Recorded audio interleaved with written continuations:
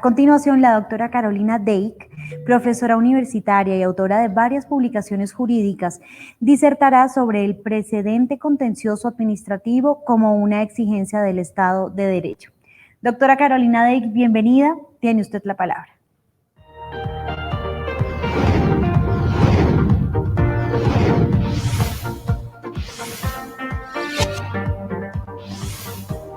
¿Cómo están todos? Ante todo, pues muchas gracias por la invitación y por la oportunidad de hablarle a tan ilustrado y capacitado auditorio. El día de hoy voy a hablarles sobre un tema que a mí me apasiona y que por fortuna para quienes seguimos este asunto ha ido tomando fuerza en los últimos años al interior del Consejo de Estado. Y se trata del precedente contencioso administrativo. Como bien saben, venimos de muchos años de desarrollo jurisprudencial, especialmente al interior de la Corte Constitucional, en relación con la fuerza que tienen las sentencias de las altas cortes. Por lo pronto me referiré a este término, ya me pronunciaré puntualmente sobre cómo deben llamarse este tipo de sentencias. Entonces, la Corte Constitucional lleva años reformulando, repensando nuestro sistema de fuentes, y en realidad lo que encontramos en la jurisprudencia hoy vigente es un sistema de fuentes del derecho en el cual considero que no cabe duda que en efecto los precedentes que provienen de las sentencias de las altas cortes tienen fuerza normativa, son fuente de derecho, son fuente principal del derecho. Esto en un sistema como el nuestro, que tiene un origen dentro del sistema de derecho continental, donde tenemos unas normas todavía vigentes, sobre todo, por ejemplo, en nuestro Código Civil, en la Ley 169 de 1896, y otras normas que han marcado la manera como los operadores jurídicos se han aproximado a las sentencias durante toda nuestra vida republicana, digamos. Eso significa que existen unos retos importantes al momento de trabajar con estos precedentes, con esta nueva figura que en Colombia, a mi juicio, vino para quedarse y que inicialmente estaba reservada, o por lo menos así se entendía, a las sentencias que expedía la Corte Constitucional. De hecho, la propia Corte Constitucional había, digamos, excusado a otras altas cortes de esa obligación de seguir sus precedentes, pero indudablemente con la entrada en vigencia de la Ley 1437 del CEPACA, o Código de Procedimiento Administrativo y de lo Contencioso Administrativo, pues ahí vemos cómo el tratamiento que se le ha dado ya a estas sentencias, y en particular quiero referirme a las sentencias de unificación de jurisprudencia que expide el Consejo de Estado, pues ya vemos que es un tratamiento como un verdadero precedente. Es decir, ya no estamos hablando únicamente de una cita, digamos, descontextualizada de sentencias o de pequeños extractos de sentencias que hicieran una definición conceptual de algún derecho o inclusive que hiciera algún recuento de la forma en la que se ha litigado alrededor de cierto derecho constitucional. Hoy en día, por el contrario, lo que nosotros vemos es que las figuras que tiene el Código de Procedimiento Administrativo, como por ejemplo las sentencias de unificación de jurisprudencia, la posibilidad de extender los efectos de estas sentencias, el recurso de unificación de jurisprudencia, pues esto nos permite ver que el tratamiento que se le ha dado en la ley vigente es el de un verdadero precedente. Cuando digo verdadero precedente, lo hago para hacer una distinción desde ahora, y es entre los conceptos que tradicionalmente en Colombia se han confundido, que son los de jurisprudencia y precedente. Empezando por acá, quiero en primer lugar referirme a unos avances recientes que por fortuna han tenido lugar al interior del Consejo de Estado y que marcan esta nueva tendencia que la Corte, en todas las altas cortes, se está viendo en relación con esta reconceptualización del concepto del término precedente y su oposición al término jurisprudencia. Hay una sentencia muy importante que tiene ponencia del magistrado Alberto Yepes Barreiro, del 30 de mayo del año 2019, en un proceso de nulidad electoral. En ese proceso donde se revisaba el caso de la elección de Antonio Quinto Guerra como alcalde de Cartagena, se estaba revisando si se daba o no la inhabilidad prevista en la ley 136 porque él había suscrito un otro sí a un contrato con el Ministerio de Vivienda dentro del año anterior a la fecha de la elección. Ese escenario de litigio, digamos, esa controversia dio lugar a importantísimos pronunciamientos del Consejo de Estado en ese momento en la sección quinta, en relación, en primer lugar, con la distinción que yo de tiempo atrás, probablemente desde el año 2013, en la que vengo insistiendo, entre precedente y jurisprudencia. El Consejo de Estado en este importante fallo menciona y explica lo que es el precedente con esa función o competencia que cumplen las altas cortes como generadoras de reglas o subreglas que hacen parte del ordenamiento jurídico. Entonces,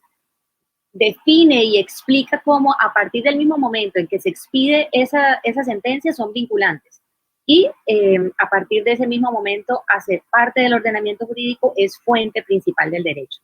Eso por oposición al concepto de jurisprudencia. En relación con el concepto de jurisprudencia, en esa sentencia se reitera que se trata de un criterio auxiliar de la actividad judicial.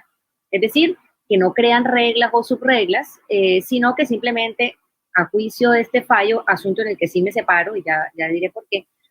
simplemente lo que hacen es aplicar el derecho vigente o el ordenamiento jurídico. Entonces, si bien no comparto 100% los elementos de la definición, sí me parece un importantísimo avance para entender,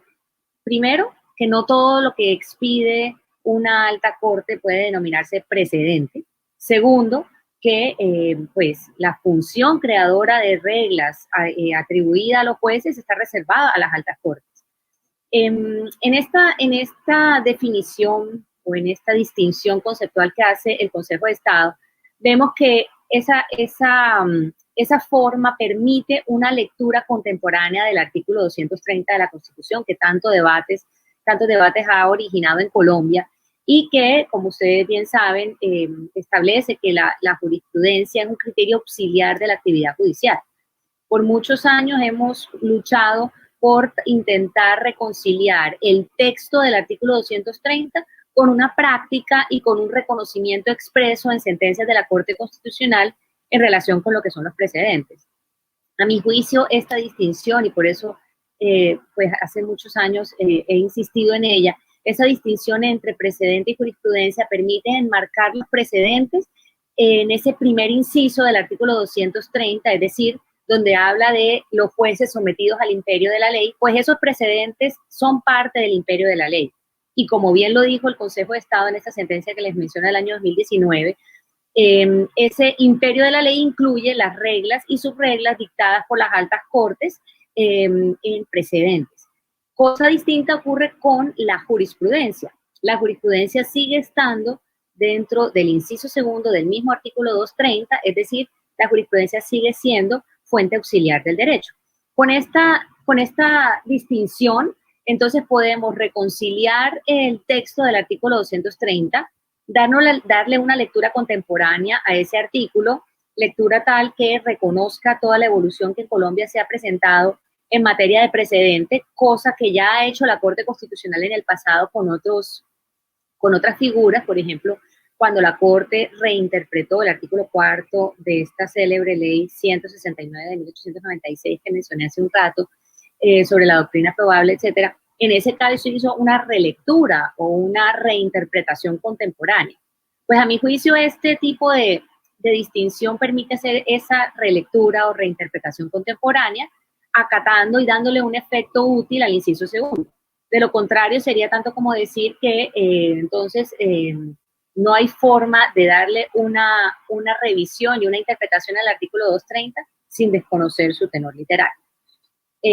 Con esto, entonces, el Consejo de Estado no solamente avanza en una definición puntual de lo que constituye precedente, de quién está autorizado para expedirlo, porque, pues, como les dije, reconoce que solamente las altas cortes pueden dictar sentencias con fuerza de precedente, descarta que eso pueda ocurrir por la vía de una sentencia de un juzgado o de un tribunal,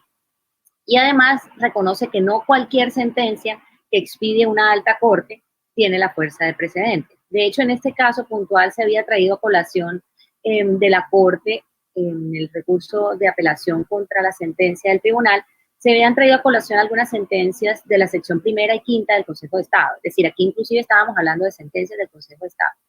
Y como en ella se estaba haciendo una distinción entre los conceptos de adición y prórroga y el concepto de celebrar contratos, obviamente se había hecho en el marco de temas contractuales, no en el marco de temas electorales.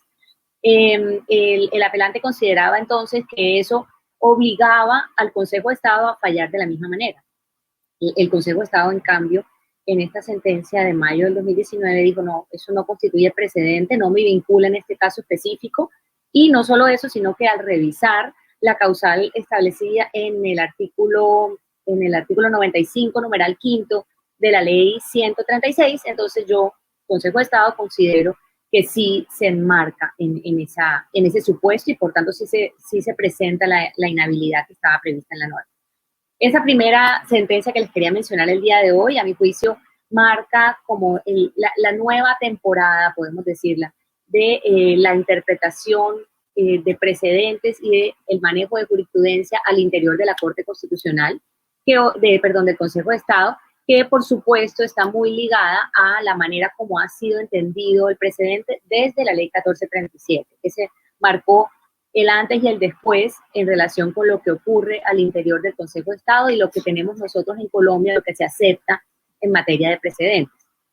Otro pronunciamiento que quería mencionarles, que ya pues en este caso no es una sentencia, sino un salvamento de voto, es un salvamento de voto reciente del magistrado Martín Bermúdez de la sección tercera, subsección B del Consejo de Estado. En ese salvamento de voto, que es del 20 de agosto del año 2020,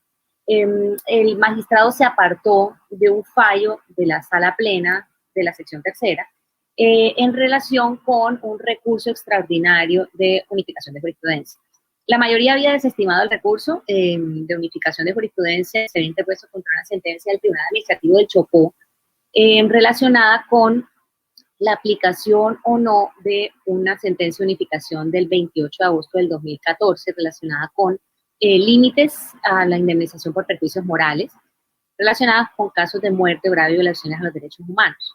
La mayoría, en el fallo del cual se separa el magistrado Bermúdez, consideró que no prosperaba el recurso extraordinario de unificación de jurisprudencia por cuenta de que los hechos analizados no eran los mismos. Es decir, en el caso que se estaba utilizando como fuente creadora del derecho, es decir, la norma que se estaba controlando, cuya aplicación se estaba controlando por la vía del recurso extraordinario de unificación, era el precedente contenido en esta sentencia del 28 de agosto del año 2014, en el cual se había limitado estas indemnizaciones en caso de muerte y graves violaciones a los derechos humanos. Por tanto, al comparar estos hechos con los del caso puntual, es decir, embarazo no deseado, consideró la mayoría que no procedía el recurso. En el salvamento de voto, el magistrado Bermúdez hace un recuento sobre la manera en la cual a su juicio debe realizarse la aplicación de los precedentes. Hay, a mi juicio, algunas diferencias en relación con el tratamiento que se le da a la sentencia de unificación, es decir, en ocasiones se habla de ella como jurisprudencia, pero independientemente del asunto conceptual, creo que la manera como el Consejo de Estado está abordando y está aplicando los precedentes es muestra de que en Colombia existe una aceptación del precedente, de su existencia, de la fuerza normativa que tienen las sentencias que expide el Consejo de Estado en ejercicio de esta función de unificar jurisprudencia. Y este debate, porque en este caso, y eso lo ilustra muy bien el salvamento de voto, el debate se da en relación con si se enmarca o no se enmarcan los hechos del caso presente en los supuestos del ámbito de aplicación de la sentencia con fuerza de precedente. Es decir, el magistrado disidente manifiesta que a su juicio pues sí se daba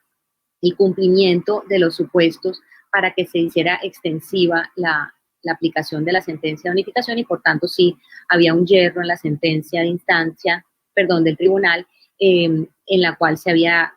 separado de ese precedente. Pero independientemente de la postura, digamos, específica frente a ese caso, lo que quiero resaltar es la manera como en el Consejo de Estado cada vez con más fuerza y cada vez con mayor coherencia teórica, se hace aplicación de medidas relacionadas con la analogía para la comparación entre los hechos que motivan el caso que conoce el Consejo de Estado y los hechos que subyacen a la sentencia que dio lugar a la creación de ese precedente. Eso, a mi juicio, como les digo, es muy importante, marca un enorme avance, por lo menos desde el punto de vista de quienes creemos en la teoría del precedente y quienes creemos que en Colombia sí existe dentro de nuestras fuentes, dentro de nuestro sistema de fuentes del derecho, y que es necesario acatarlas como parte de la garantía de seguridad jurídica y de confianza que deben tener los administrados en relación con la conducta que pueden esperar de las autoridades, incluyendo además las decisiones que pueden esperar de los jueces de la República. Dicho esto, es decir, este pequeño contexto en relación con lo que viene ocurriendo en el Consejo de Estado, la manera como desde la entrada en vigencia del CEPACA y especialmente en los últimos años se ha ido mejorando, se ha ido, dotando de un fuerte bagaje teórico la construcción y el manejo y el análisis con la figura del precedente,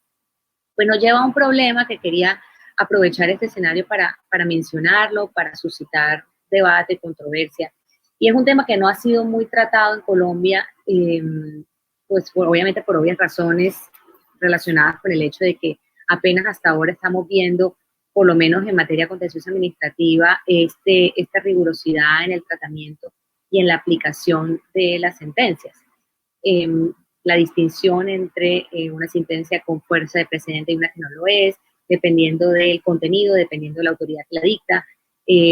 la decisión sobre si es o no vinculante para un caso, pues todo esto lleva a que hoy sea muy relevante hablar de un tema, y es el precedente o la aplicación del precedente en el tiempo.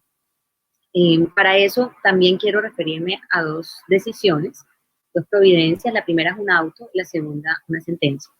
He decidido hacer mi presentación el día de hoy de esta manera, es decir, no hablando desde la teoría, como suelo hacerlo en escenarios de este tipo, sino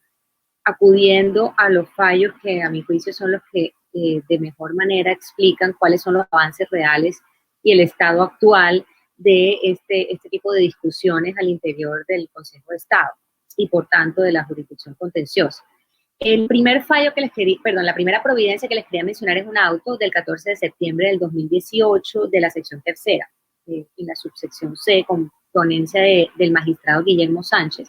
Se hace una revisión de un tema que obviamente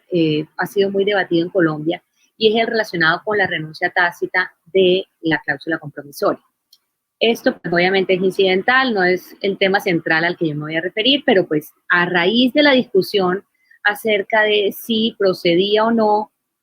una renuncia tácita de las partes de un contrato estatal a la aplicación de una cláusula compromisoria cuando una de ellas instauraba una demanda ante la jurisdicción contenciosa y la otra parte no excepcionaba la falta de jurisdicción, ese es el escenario del que estamos hablando acá, pues lo que ocurre en este auto del 14 de septiembre del 2018 es que para un proceso que, pues, inclusive un contrato celebrado antes de la ley 1563 de arbitraje, antes del Código General del Proceso, es decir, antes de que tuviéramos una regla legislativa o una disposición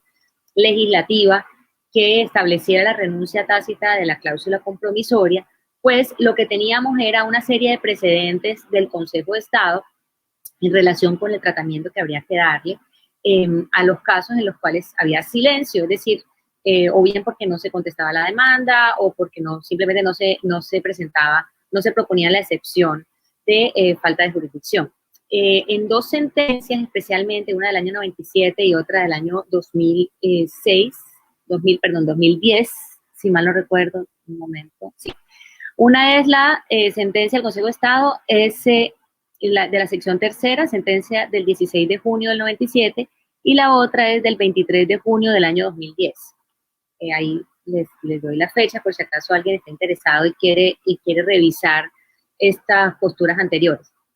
En esa postura anterior del Consejo de Estado se aceptaba la renuncia tácita de las partes de un contrato estatal a la cláusula compromisoria.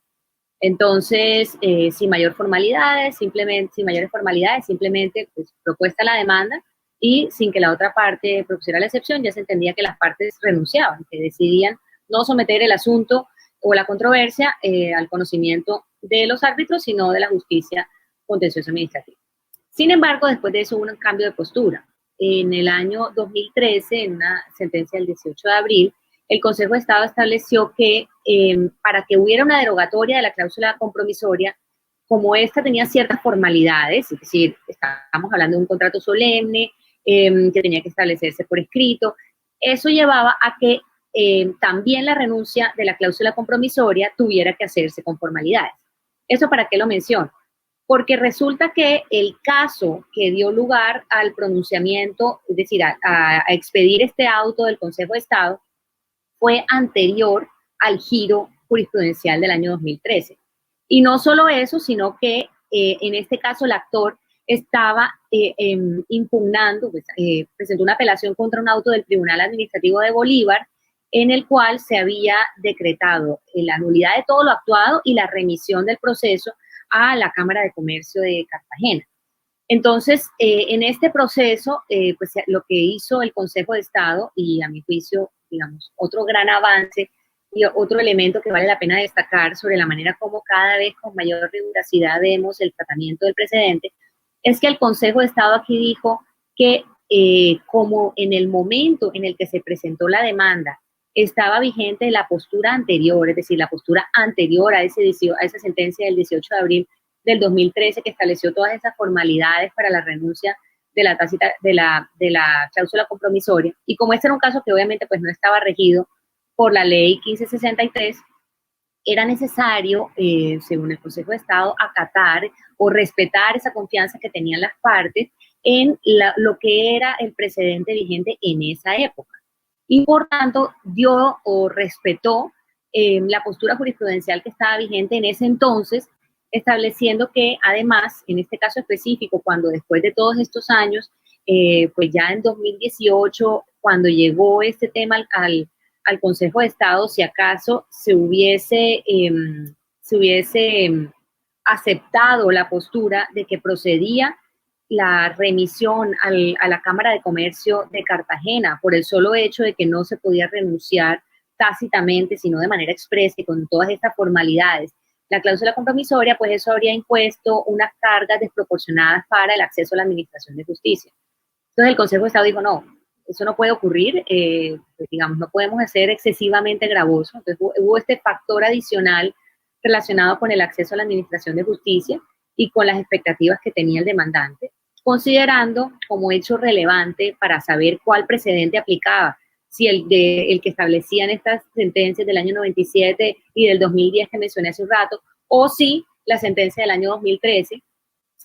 posterior a la fecha de celebración del contrato, posterior a la fecha de la interposición de la demanda, si debía aplicar una u otra. Y aquí el Consejo de Estado fue muy claro, dijo, vamos a revisar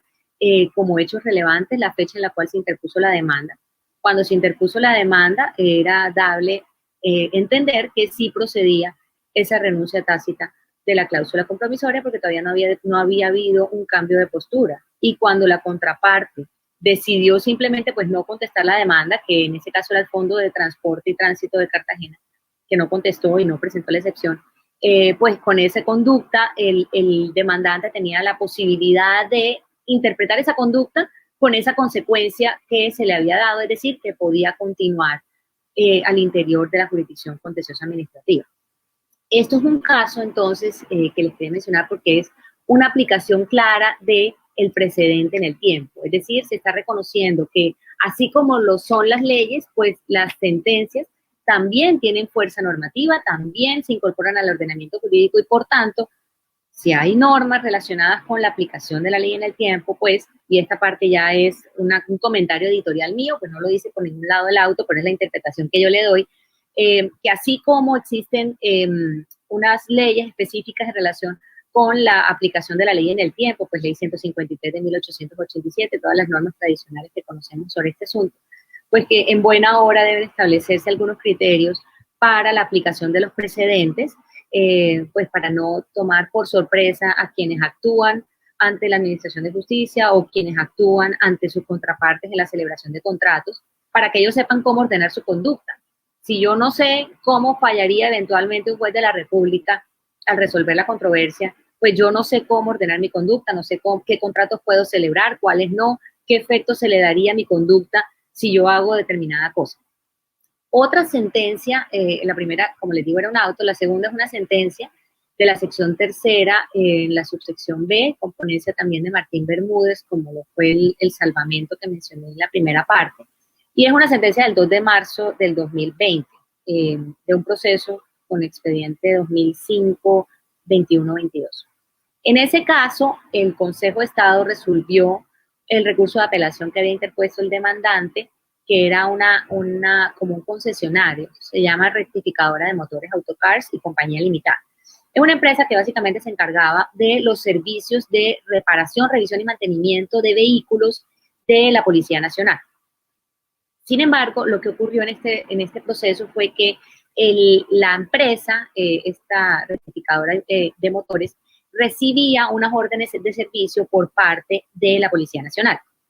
específicamente de Policía de Carreteras. Y se le solicitaba que hiciera revisión de determinados vehículos, que instalara unos repuestos, etc.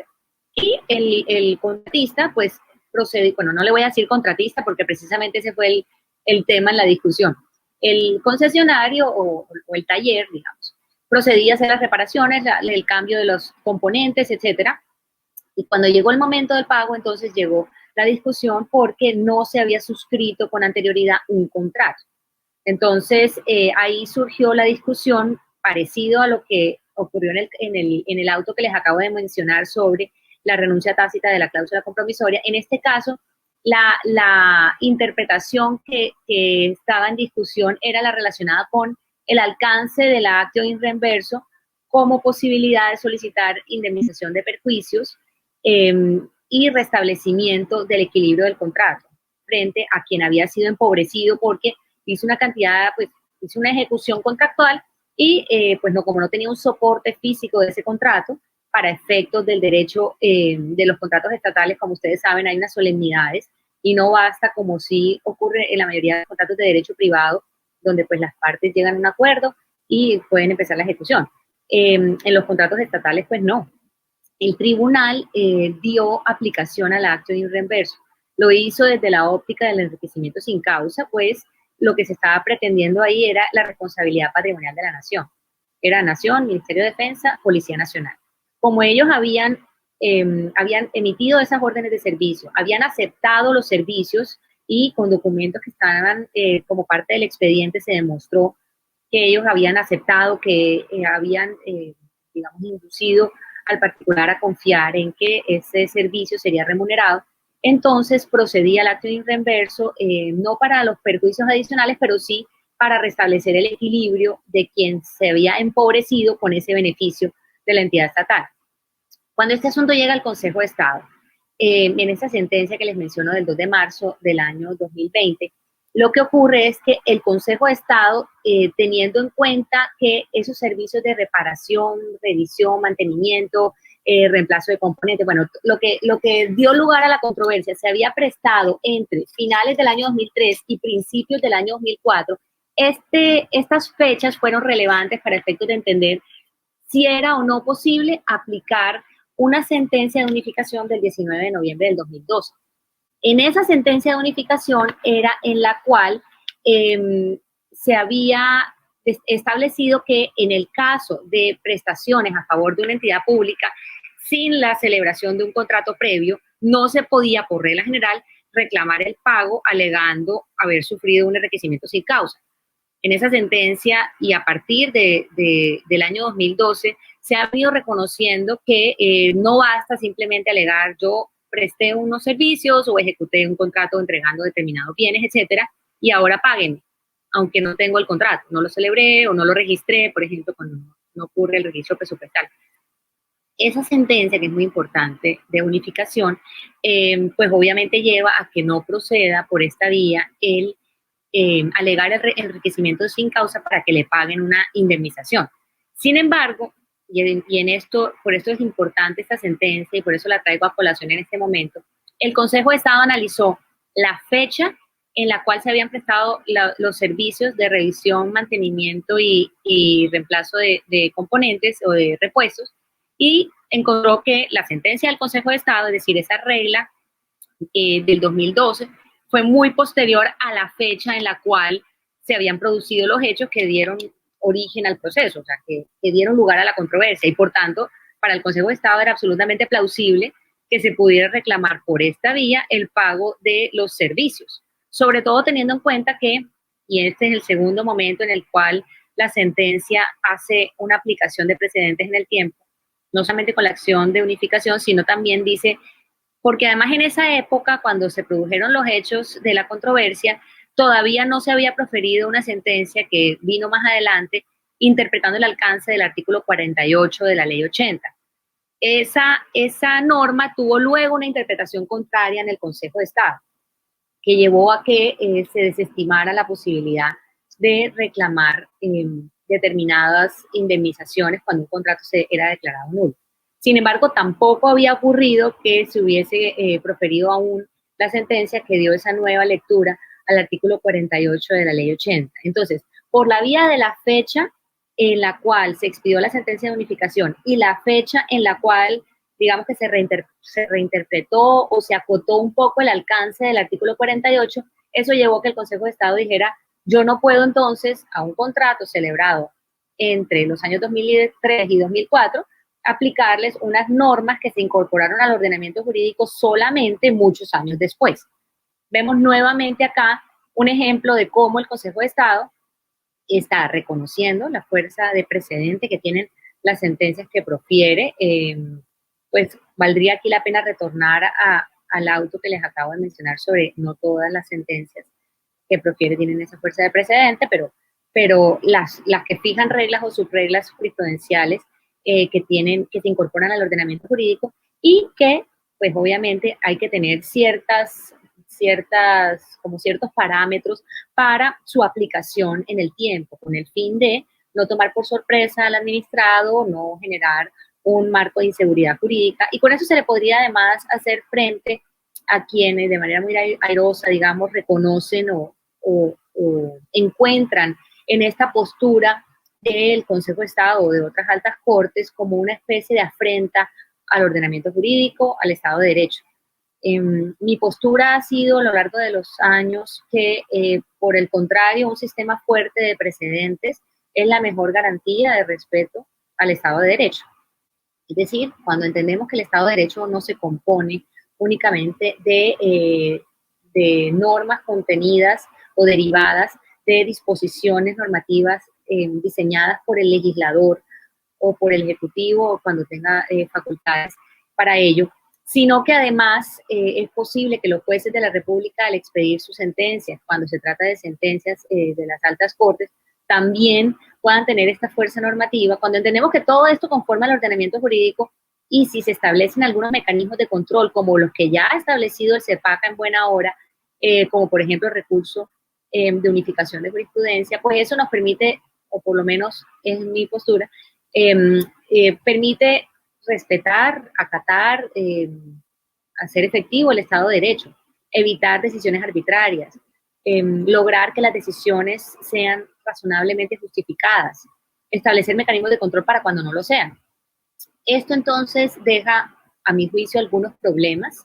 o en vez de problemas podríamos decir algunos puntos no resueltos o algunos elementos en los cuales es necesario avanzar en la jurisprudencia. El primero es que siempre que haya algún giro en los precedentes, alguien podría decir que ese giro jurisprudencial está generando o está defraudando las expectativas de los administrados. ¿Por qué podría decir eso? Pues porque claramente si hay un giro en el precedente o en la línea que ha establecido la Corte, ello se debe a que, pues antes, en el momento en que ocurrieron los hechos o que se presentaron que se presentó la demanda, pues regía un determinado precedente y que cuando se está fallando, pues hay otro, porque en qué otro momento podría producirse ese giro. Se haría en el momento en que el Consejo de Estado, si lo limitamos a la sentencia de unificación, en el momento en que el propio Consejo de Estado va a fallar. Eso, pues, ese argumento sobre qué derechos estarían en tela de juicio, si hay o no violación de una garantía de derechos, porque esa postura que amparaba, esa postura que está siendo revisada amparaba los derechos de una de las partes y ahora pues dejará de hacerlo, por ejemplo. Ese primer problema o esa primera controversia que se podría generar en relación con la aplicación de los precedentes en el tiempo, nos lleva a pensar que o bien habría que petrificar o evitar los avances en el precedente, lo cual obviamente sería dolorosísimo en un país como Colombia, donde buena parte de las reivindicaciones sociales se han logrado por la vía de la jurisprudencia. Pensemos, por ejemplo, lo que ha pasado en la Corte Constitucional en relación con los derechos de las minorías. Pues obviamente, si son minorías y se han ameritado la protección de la Corte, pues también son minorías en el Congreso, por ejemplo. Y al ser minoría en el Congreso, pues no van a tener las mayorías para lograr las reformas por la vía legislativa. Entonces, se requiere esta postura de las Cortes y se requiere también que el ordenamiento jurídico pueda avanzar. Entonces, pues esa primera postura para el solo efecto de evitar, digamos, defraudar las expectativas de las partes en una determinada discusión, pues restaría enormemente la fuerza a la actividad judicial, llevaría a un estancamiento del ordenamiento jurídico por la vía de los precedentes y reduciría casi que la jurisprudencia a una suerte de boca de la ley. Pues obviamente no sería como la visión que a mi juicio estaría justificada. Por otro lado, obligaría tal vez a las Cortes a resolver el caso puntual que tienen ante su conocimiento con base en el precedente que estaba vigente en el momento en que o bien ocurrió la celebración del contrato o se presentó la demanda. Ahí vimos que hay dos momentos en los cuales se ha utilizado por parte del Consejo de Estado esos hechos relevantes cuando ocurren. Esa es otra discusión que dará lugar, creo yo, a otra intervención de este mismo largo. Pero independientemente de qué postura se tome en relación con cuáles son los hechos relevantes y cuándo ocurrieron para saber cuál es el precedente que aplicaría en una visión de este tipo, una segunda solución como esta que menciono, es decir, no la de petrificar el derecho obligando al juez siempre a someterse al precedente vigente para la época de esos hechos relevantes, sino en la segunda, pues sí, resolver el caso puntual con base en el precedente vigente y en ese mismo momento permitirle a la alta corte sentar el precedente para casos futuros. Pues esa segunda tiene un problema y es un problema no de poca monta, y es que si adoptamos una visión realista como la que yo he defendido sobre la autoridad que tiene el juez, es decir, el juez solo tiene la autoridad para resolver con fuerza de creación de precedentes, por lo menos, el caso puntual que tiene ante sí. Es decir, esa es la función del juez, resolver el caso. No dictar reglas generales, no dictar reglamentos, y de hecho eso es una herencia que tenemos nosotros del ordenamiento jurídico francés, donde los abusos de los jueces en el Ancien Régime llevó a una serie de restricciones acerca de lo que podía hacer el juez. Obviamente estos prejuicios que había en Francia frente a la función judicial los heredamos en Colombia, pese a que no teníamos los mismos antecedentes que sí existían en Francia, pero sí haría bien difícil, a mi juicio, una postura distinta a la que se ha adoptado en el país en relación con hasta dónde llegan las funciones del juez. Entonces, regresando a este segundo problema que les menciono sobre si el juez resuelve con el precedente vigente en el momento en el que ocurrieron los hechos y simplemente para no estancar el ordenamiento jurídico se les permite a las Cortes dictar o manifestar cómo en el futuro se resolvería un caso similar, la respuesta que tendríamos que dar es que pues esa visión no es acorde con el marco de las autorizaciones que tiene el juez, se separa de lo que en Colombia se ha reconocido como la autoridad del juez, que es pues resolver el caso puntual, al punto que nosotros entendemos que cuando un juez se pronuncia de manera hipotética sobre un caso futuro, es decir, algo que no está sujeto a su decisión, pues lo que está haciendo es simplemente dictando o iter dictam. Es decir, eso no es ratio. Y si no es ratio decidendi, pues tampoco tiene fuerza de precedente.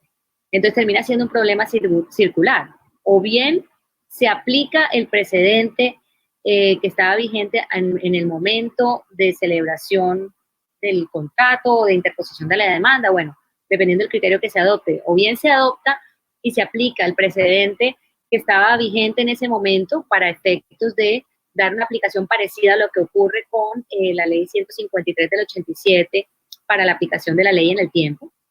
caso en el cual estaríamos necesariamente restringiendo la posibilidad de avances en la jurisprudencia, cosa que, como les digo, es indeseable, o bien establecemos que entonces se falle siempre con base en los precedentes vigentes, pero se les permita a los jueces dictar estas reglas amplias para el futuro, caso en el cual, como les digo, tendríamos el problema de la autoridad que tiene el Consejo de Estado o el Tribunal de Cierre del que estemos hablando, por cuenta de que aquello que dicte para el futuro entonces no sería precedente, por el solo hecho que por su naturaleza sería un obiter. Esta coyuntura o digamos esta encrucijada en la que nos veríamos en este caso podría resolverse eventualmente con una postura, podríamos decir que intermedia, como la que vimos en el auto que les mencioné hace un rato relacionada con la cláusula compromisoria, donde lo que se hace es marcar digamos, no perder de vista la relevancia que sí tiene la fecha específica de ocurrencia de los hechos, las expectativas que tienen las partes frente al proceso o las partes frente al contrato, la manera como ellos pueden interpretar las conductas de los demás y las propias, es decir, no perder esto de vista, pero al tiempo conciliarlo con el análisis de la gravedad que tendría la vulneración de las expectativas o de los derechos de un particular. En el caso que analizamos hace un momento, pues en ese caso sería excesivamente gravosa una postura en la cual se aplicara simplemente estos requisitos formales posteriores a la fecha en la cual ocurrieron los hechos, porque implicaría rehacer todo el proceso. Es decir, implicaría aceptar la nulidad de todo lo actuado, reiniciar el proceso ante la justicia arbitral. Entonces, el marco de excesiva gravedad o cargas excesivas para las partes jugó un papel importante en la definición de la aplicación del precedente en el tiempo. Entiendo que no es una solución ideal, no pretendo tenerla, digamos, es por lo menos la única que he visto hasta el momento que permita conciliar estas dos problemáticas sin renunciar a la función normativa, a la función creadora que tiene en los precedentes. Con esto, entonces, podemos concluir que en Colombia, sin ninguna duda, existe un sistema en el cual los precedentes son vinculantes. Negarlo a estas alturas y después de toda la evolución que hemos visto al interior primero de la Corte Constitucional y luego en otras altas cortes, y especialmente lo estamos viendo mejor que nunca en el Consejo de Estado, pues negarlo sería desconocer la fuente normativa que es como fuente principal del derecho. La distinción entre la jurisprudencia y el precedente, como lo mencioné hace un momento, nos permite hacer una lectura contemporánea del artículo 230 de la Constitución, que permita tener un efecto útil a la frase que dice que la jurisprudencia es fuente auxiliar y que además coincide con la manera como se aplican las sentencias de estas altas cortes. Sin embargo, es importante mantener esta línea que ya en buena hora ha sentado el Consejo de Estado en relación con no solamente esta distinción, sino el tipo de sentencias que constituyen el precedente y la forma específica de su aplicación. Estos debates, como los que hemos mencionado el día de hoy, en relación con cuándo existe o no similitud entre los hechos, cuándo estamos hablando de hechos que se enmarcan en el ámbito de aplicación del precedente, ya se parece mucho a la forma como tradicionalmente estamos acostumbrados a razonar cuando hablamos de textos normativos. Sin embargo, hay que tener en cuenta que razonar con precedentes no equivale y no es lo mismo que razonar con textos normativos. Cuando estamos hablando del tratamiento del precedente y de su aplicación a un caso específico, la invitación que suelo hacer es que se trate de trabajar con los hechos en el mismo grado de generalidad en el que se encuentran en la sentencia que se utiliza como precedente.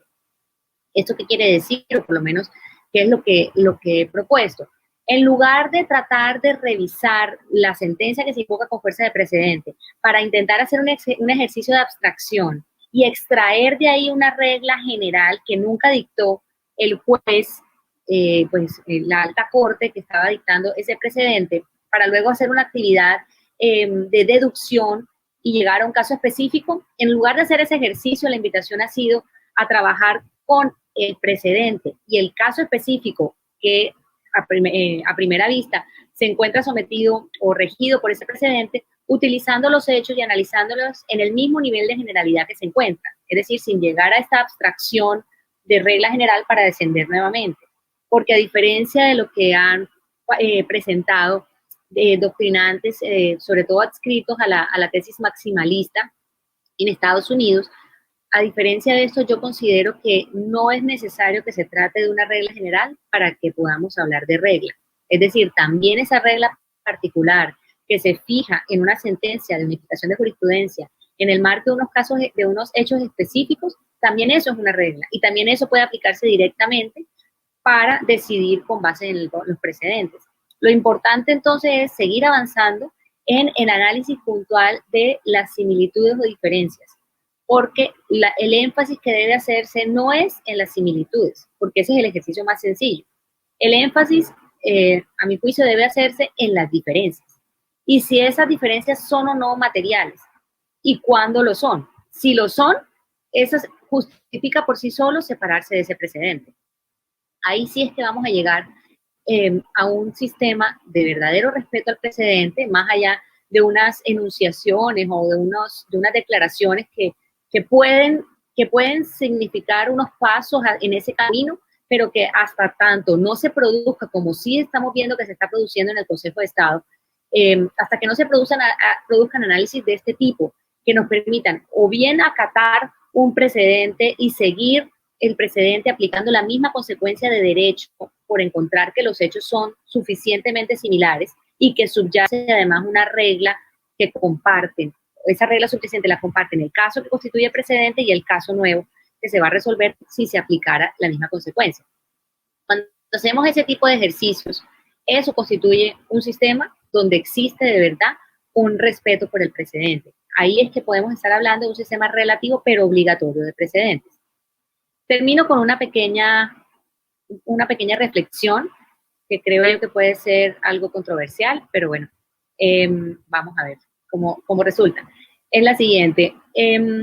Esto no significa entonces, como ya lo hemos visto y como el propio Consejo de Estado lo reconoce, no es que toda sentencia de una alta corte constituya precedente. Eso lo dijo el Consejo de Estado hablando de sus propias sentencias. Sin embargo, creo que también es importante anotar que esto aplica también para las sentencias de la Corte Constitucional. La Corte Constitucional ha establecido de manera reiterada durante muchos años que las sentencias se constituyen precedentes. A mi juicio, esa es una afirmación incorrecta, porque en realidad si nosotros analizamos una sentencia C, vemos que no existe un patrón fáctico que haya sido resuelto asignándole una consecuencia de derecho y que a su turno tenga un criterio jurídico subyacente que pueda ampliarse, aplicarse, extenderse a otro caso, cosa que sí ocurre con las sentencias de unificación de jurisprudencia. Tan es así que tenemos el mecanismo de extensión de jurisprudencia, el recurso de unificación de jurisprudencia, puede haber una tutela porque una sentencia se separe del precedente establecido en la sentencia de unificación, bueno, todas las consecuencias que ya conocemos en caso de separarse injustificadamente de un precedente. Pero cuando estamos hablando de la sentencia C, y por eso digo, puede ser controversial, pero no significa que estemos negando la importancia ni el valor como fuente de derecho de la sentencia C. Las sentencias C también son fuente principal, también hacen parte de ese imperio de la ley del artículo 230, es decir, seguimos estando en el inciso primero, no estamos haciéndole como un descenso a la categoría de jurisprudencia, ni mucho menos, solo que no son precedentes, son vinculantes, son fuente principal, pero porque se incorporan al ordenamiento jurídico. Pero la forma de razonar con precedentes es una y la de razonar con sentencias es otra muy distinta. Y eso es lo que explica que no podamos hacer, cuando estemos hablando de sentencias C, un análisis de igualdad fáctica y jurídica para determinar si rige o no el caso específico. Lo que nos presenta la sentencia C es ese análisis de constitucionalidad que hace la Corte, sin necesidad de que exista un caso detrás, frente a una determinada norma con fuerza de ley. Cosa distinta a lo que ocurre, por ejemplo, en Estados Unidos, donde la Corte Suprema se va a referir a ese análisis de constitucionalidad, pero siempre al amparo de un caso, de una controversia que haya surgido, por ese requisito de caso-controversia que tiene el artículo 3 de la Constitución norteamericana. En nuestro caso lo que tenemos es una acción pública de inconstitucionalidad que cualquiera la puede presentar y que no tiene ese litigio detrás de relevancia constitucional que propicie el pronunciamiento de la Corte. Eso es lo que explica que como no tenemos ese patrón fáctico, en realidad cuando estamos aplicando una sentencia C, que reitero y no me canso de decirlo, es vinculante, es fuente principal, es imperio de la ley, pero no es precedente. Ese sería como mi comentario de cierre. Con eso termino. Les doy muchas gracias nuevamente por esta importante oportunidad para mí de poder mencionar estos asuntos acerca de todos los avances que se vienen produciendo y que con emoción vemos desde la academia cómo ha tomado fuerza y cómo se va tomando cada vez más forma una teoría de precedentes en Colombia. Sobre todo si lo comparamos con lo que ocurría a principios de este siglo, cuando la jurisprudencia tenía un enfoque meramente persuasivo, indicativo. Hoy con esto vemos que sí el precedente en serio llegó para quedarse. Muchas gracias por su atención. Doctora Deik, muchísimas gracias por su intervención.